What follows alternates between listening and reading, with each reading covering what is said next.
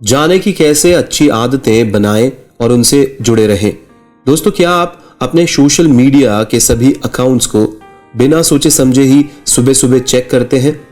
या क्या आपको हर सुबह एक मीठी पेस्ट्री खरीदने की आदत है? क्या आप रोज एक डोनट खाने की अपनी आदत से परेशान हैं? आदतें हमारे जीवन का एक मुख्य हिस्सा होती हैं।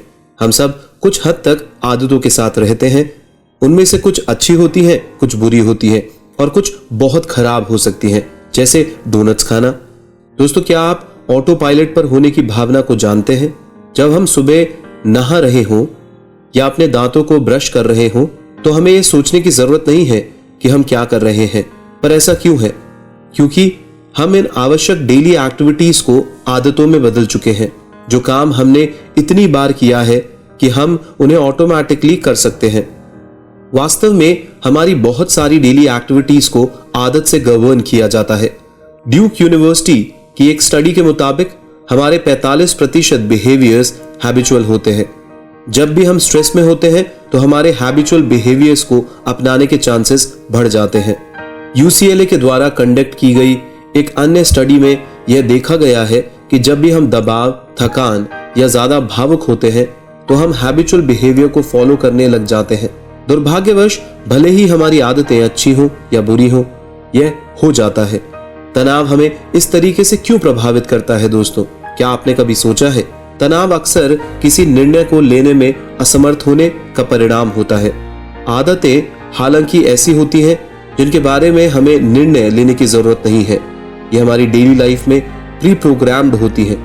जब हम स्ट्रेस में होते हैं और कोई डिसीजन नहीं ले पाते हैं तो हम अपनी आदतों का सहारा लेते हैं। यदि आप अक्सर खुद को स्ट्रेस होने पर ऑनलाइन चैट या डोनट खाते हुए पाते हैं तो संभावना है दोस्तों ये आपके हैबिचुअल बिहेवियर्स हो सकते हैं और शायद आप चाहते हो कि वो ना हो।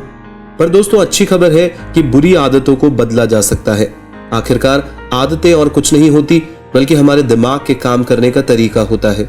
हम इनका जितना अधिक इस्तेमाल करते हैं यह उतना अधिक मजबूत होती चली जाती है और जब इनको नेग्लेक्ट किया जाता है तो ये डिटीरियोरेट यानी कि धीरे धीरे कम होती चली जाती है।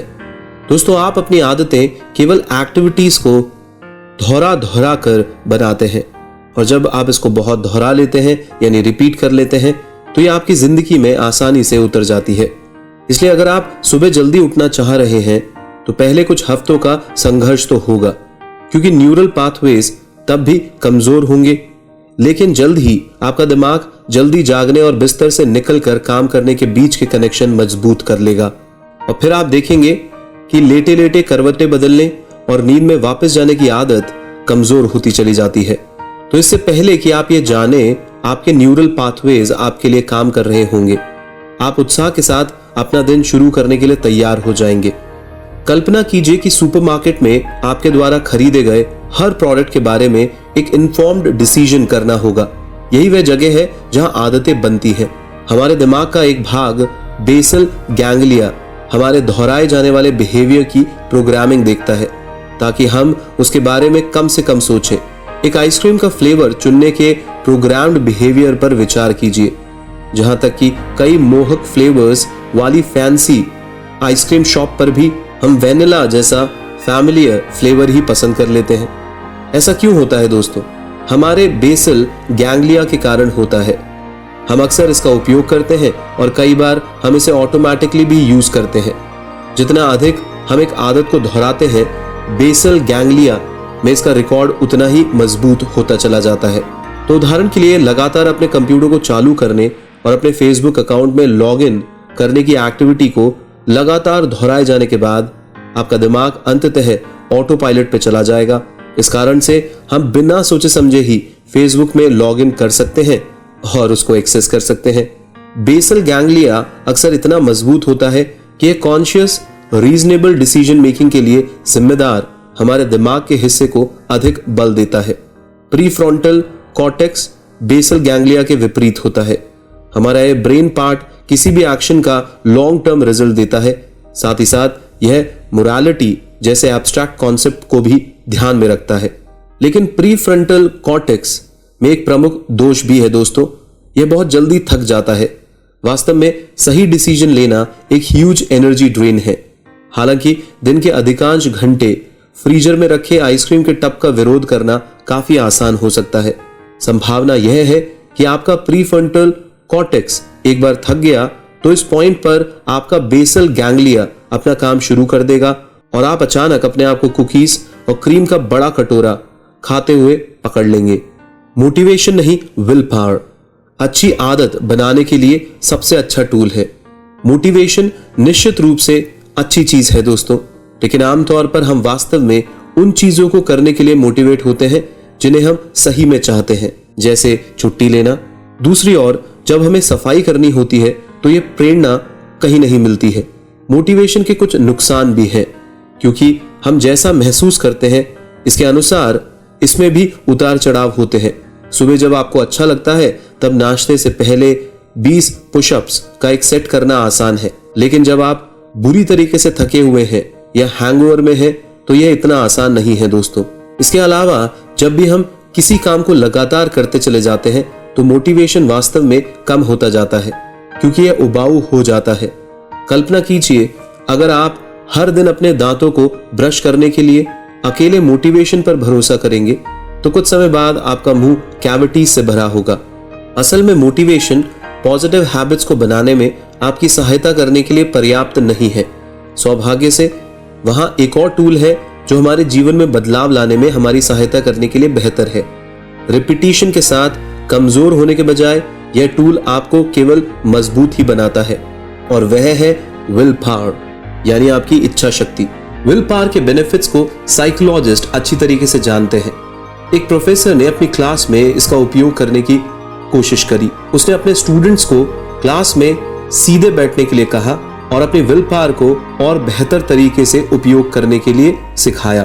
तो वो देख पाता है कि ना केवल स्टूडेंट्स क्लास में सीधे बैठे, बल्कि उन्होंने जीवन के अन्य क्षेत्रों में भी सेल्फ कंट्रोल के अधिक लेवल्स दिखाए। दोस्तों, हर बार जब आप एक नई पॉजिटिव हैबिट बनाते हैं, जैसे कि हर दिन मेडिटेशन करने की आदत, तो आप अपनी विल पावर की मसल्स को फ्लेक्सिबल बनाते हैं। आप इस मसल को दूसरी एक्टिविटीज के लिए भी इस्तेमाल कर सकते हैं, जैसे कि हर रोज खाना पकाना, अपने परिवार से कनेक्टेड रहना, और जो भी आप प्राप्त करना चाहते हो वो आप इससे प्राप्त कर सकते हैं। विल पावर मोटिवेशन के विपरीत भरोसेमंद होती है। आप इसे एक बार बना सकते हैं और ऐसा करने के बाद तो आप इस पर पूरी तरीके से भरोसा कर सकते हैं। मिनी हैबिट्स अपने लिमिटेड विल पावर के लिए सबसे एफिशिएंट इन्वेस्टमेंट है।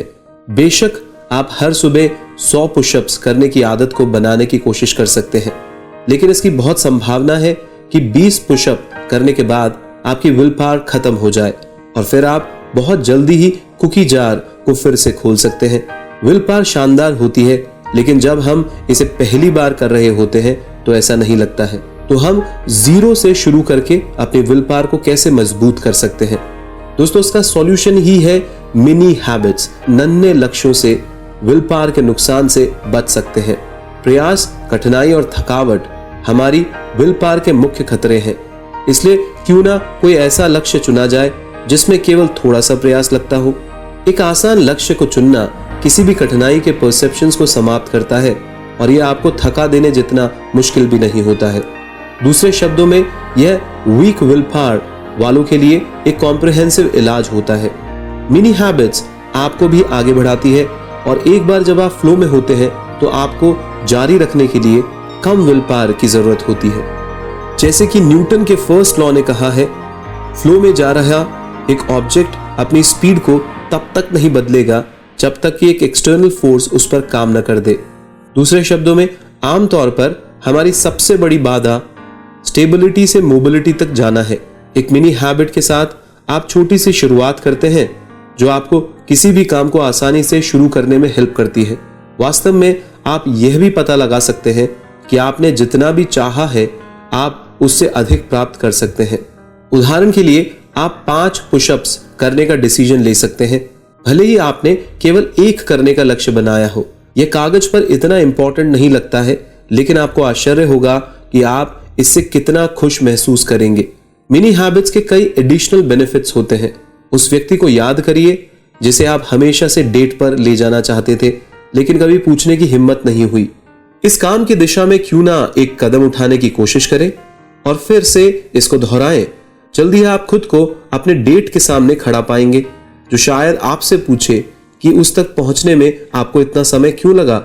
ऐसी चीजों को करने से जो आप पहले कभी डर की वजह से नहीं कर पाए थे, आप देख सकते हैं कि मिनी हैबिट्स आपके सेल्फ एस्टीम को कैसे बढ़ा सकती है। दुर्भाग्य से हमारे माता पिता, शिक्षकों और हमारी खुद की अनगिनत हाई एक्सपेक्टेशंस के कारण हमारी खुद पर विश्वास करने की एबिलिटी धीरे धीरे कई सालों में कमजोर हो जाती है। शुक्र है मिनी हैबिट्स आपको दिन में कई बार सफलता का अनुभव करने की यूनिक अपॉर्चुनिटी प्रदान करती है। जब आप ऐसे लक्ष्यों को सेट करते हैं जिन्हें आप आसानी से पूरा कर सकते हैं, तो भले ही आपके अचीवमेंट्स कितने भी छोटे क्यों ना हो, ये आपको बहुत अच्छा फील करवा सकते हैं। तो इसकी तुलना हर दिन एक बड़ा लक्ष्य हासिल करने से करें। यह देखना आसान है कि आप किस अप्रोच को पॉजिटिवली महसूस करते हैं। कल ही एक प्रसिद्ध पॉप स्टार बनने का गोल मत बनाइए। इसकी बजाय बस पियानो पर हर दिन 5 मिनट के लिए अभ्यास चालू कर दीजिए। मिनी हैबिट्स आपको यह महसूस कराने में भी मदद करती है कि आप कंट्रोल में है। दोस्तों, मनुष्य कंट्रोल से बाहर होने की भावना से नफरत करता है, या उससे भी बदतर वह दूसरों के द्वारा कंट्रोल किए जाने से तो बिल्कुल ही नफरत करता है। हम अपने खुद के डिसीजन लेना चाहते हैं जो कि हमें सबसे खुश बनाते हैं। डेनमार्क में हुए एक सर्वे में यह खुलासा हुआ कि सभी एम्प्लॉइज 90% तक ज्यादा खुश तब होते हैं जब उनका अपने काम पर कंट्रोल होता है और वो एग्जीक्यूटिव डिसीजन ले सकते हैं। तो दोस्तों, एक बड़ा गोल बनाना, जैसे कि अपने आप को पूरी तरीके से गरीबों के लिए डिवोट करना, आपके समय और एनर्जी को तब सक कर सकता है जब आपका लक्ष्य क्लियर ना हो।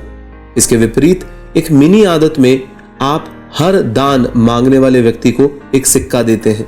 यह सरल भी है, फिर भी एक पॉजिटिव पर्सनल इंटरैक्शन बनाता है और आपको अपने जीवन को जीने के लिए फ्री छोड़ देता है। जबकि आप एक जेनरस पर्सन बनने की दिशा में एटलीस्ट कुछ कदम तो चल रहे होते हैं। अपनी मिनी हैबिट्स को सावधानी से प्लान करें और डेवलप करें। अब जब हमने मिनी हैबिट्स के बेनिफिट्स को डिस्कवर कर लिया है, तो अब यह आपके लिए अपना एक्शन प्लान बनाने का समय है। तो आपको कहां से शुरू करना चाहिए दोस्तों? सबसे पहले अपनी आदतों को समझदारी से चुनें। आप उन आदतों की एक लिस्ट बनाएं जिनको आप अपने जीवन के किसी पॉइंट पर खुद में लाना चाहते हैं।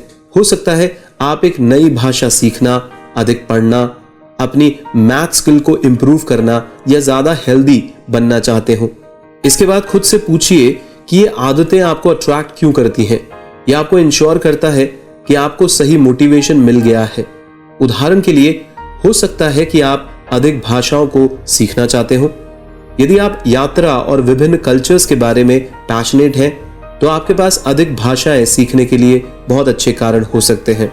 लेकिन अगर आप केवल कलीग्स और फ्रेंड्स को प्रभावित करने के लिए डिटरमाइंड हैं, तो इस पर ध्यान से विचार कीजिए कि कहीं आप केवल एक्सटर्नल सोशल प्रेशर के कारण तो ऐसा नहीं कर रहे हैं।